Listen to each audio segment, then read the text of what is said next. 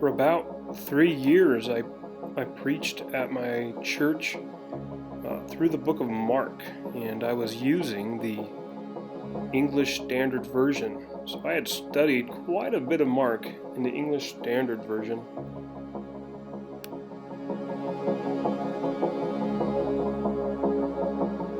Started listening to a pastor named J. Matthew Pinson, Free Will Baptist, and you can imagine my surprise when I heard him preaching on a passage out of Mark. While I was doing some chores one day, he used a word I didn't remember in the passage.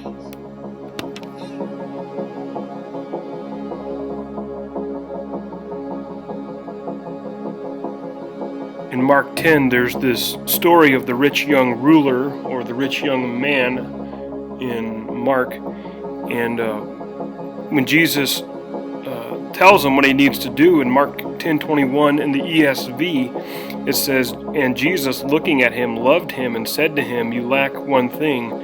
Go sell all that you have and give to the poor, and you will have treasure in heaven, and come, follow me.'" That's not what J. Matthew Pinson said. He was preaching out of the King James Version, though.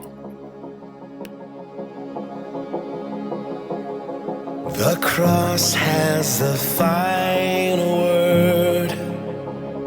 When we talk about a Textus Receptus translation and in critical text translation, we're not just talking about omitted verses, but we're also talking about omitted words.